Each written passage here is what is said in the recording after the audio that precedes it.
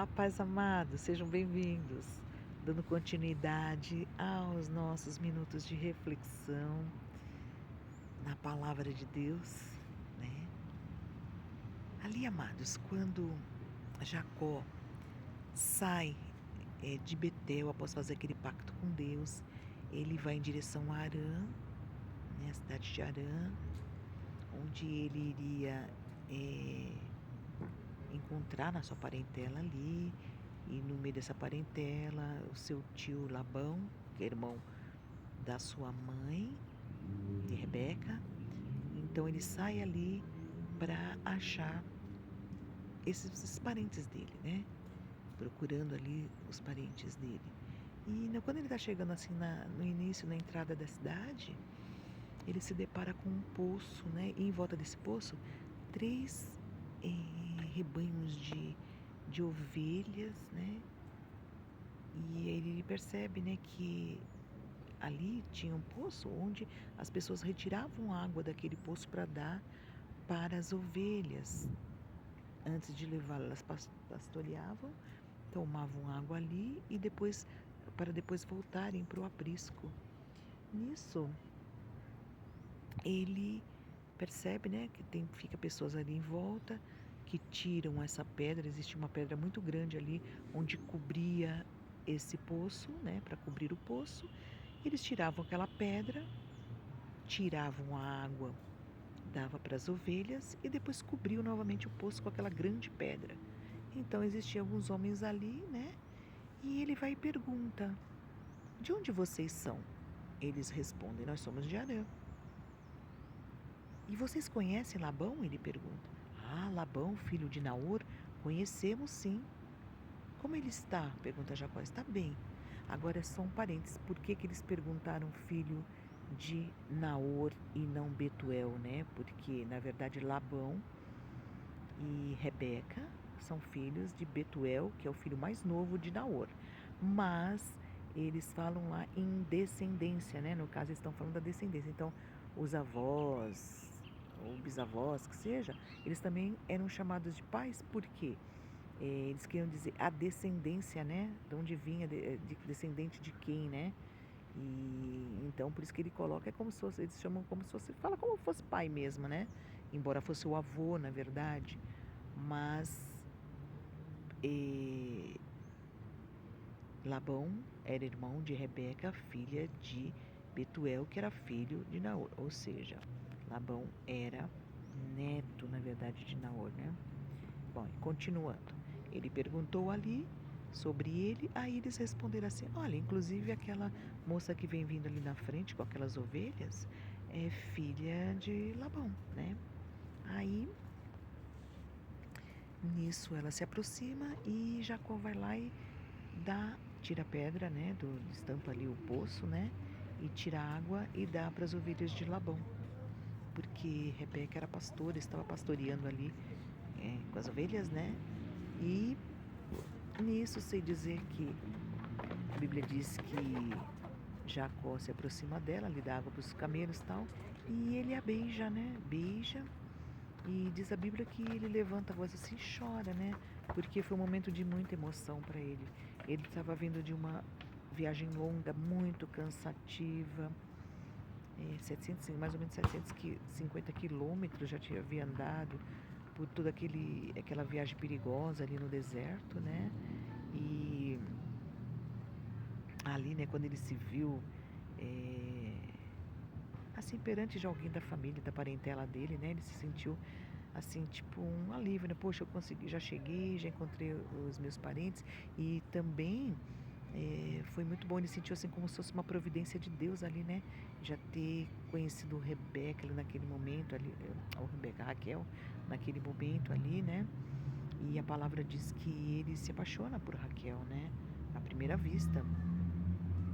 Então, eh, ali ele realmente se emocionou muito com tudo aquilo, né?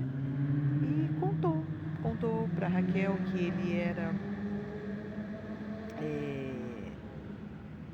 de quem ele era filho, né? Que ele fazia, que era da parentela dela, tal. E nisso ali Raquel leva ele até Labão. Labão o abraça, beija ele, né? Ali Jacó já começou a contar, né, de sua viagem, tudo que ele passou, enfim. E Labão levou ele para casa ali, né? Para casa dele. Ali Jacó vai ficar por um mês hospedado na casa de Labão. E só que após um mês, amados, Labão vai chegar para ele e falar: olha, você é sangue do meu sangue, é meu parente, então você deve trabalhar para mim. Você pode trabalhar para mim, me dá aí, né, o preço, né, do seu trabalho, quanto você quer ganhar, né, para você trabalhar para mim. E Jacó, a palavra de Deus, diz que ele já amou ali a Raquel desde o primeiro momento que a viu, né? E já tinha assim um propósito aí dele para lá, né? De se casar com uma das filhas de Labão, conforme seu pai havia instruído, né? Para que ele assim o fizesse. E ele vai e fala: olha, vamos fazer um acordo. Eu trabalho 7 anos pela sua filha Raquel, né? Labão aceita, fala: tudo bem, então você pode trabalhar para mim. Ou seja, Jacó vai trabalhar 7 anos, amados, de graça do seu tio, só para poder se casar com Raquel. Ele trabalha os 7 anos, amados. Só que aí você vê que tem tudo um propósito ali já, né? De Deus, né? Saída até lá, o propósito deles e o propósito de Deus também, quando ele fez um pacto, pedindo para que Deus o abençoasse em tudo, que fosse com ele nessa jornada, que tudo desse certo. E Deus ali, por isso ele até se emocionou quando chegou lá, né? Porque na verdade Deus, amados, o abençoou, né? Cuidou dele nessa viagem. Ele chegou lá em segurança, preparou já o encontro com a Raquel. Preparou todas as coisas para que ele estivesse ali já no meio da sua parentela, em segurança. E foi realmente, já foi uma bênção, a primeira bênção de Deus, né? Aí ele faz essa escolha, amados, de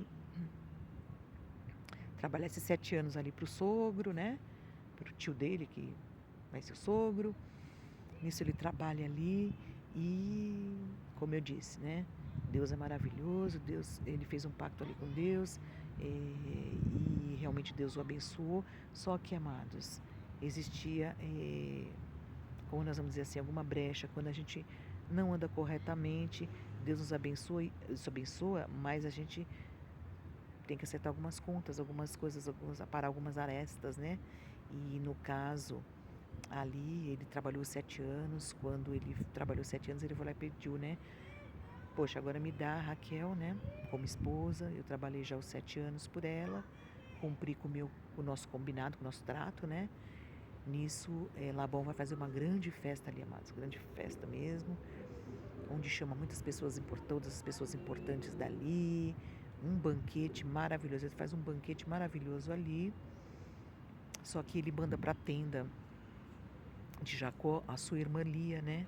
Porque Labão tinha 2 filhas e Jacó escolheu Raquel, que era mais nova, mas Labão, o pai delas, manda que Lia vai esperar ele na tenda dele no dia do casamento, né?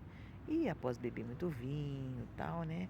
Ele vai para a tenda, ali ele se deita com, com Lia. No dia seguinte ele vê que é Lia, né? Que não é a Raquel, aquela que ele havia trabalhado 7 anos de graça por ela, né? E ele fica muito bravo com aquilo, é claro. Se sentiu assim, traído, enganado, né? Naquele momento, amados, Deus estava tratando com ele também, com certeza, né? Por conta daquilo que ele fez, assim como ele passou, como ele fez, né? Ali com seu irmão, na traição, mentindo para seu pai, enganando seu pai ali, né?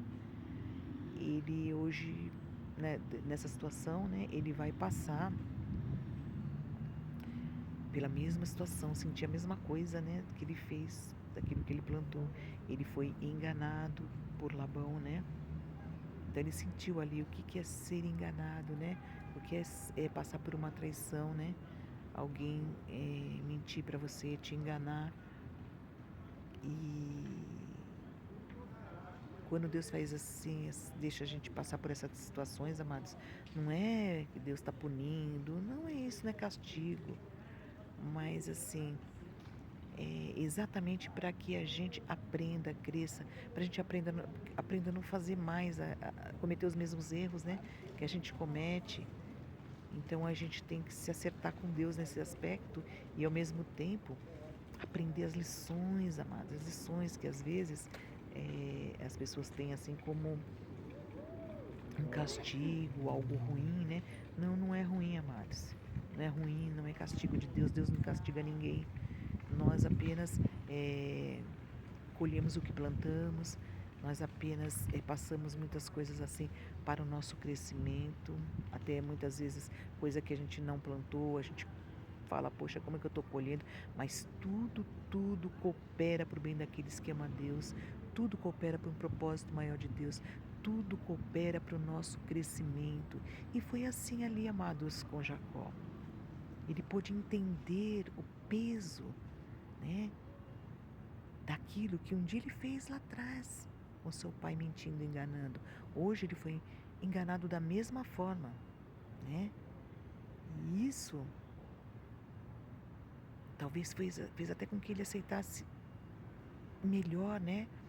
E ainda compreender tanto sobre o que estava acontecendo ali, né?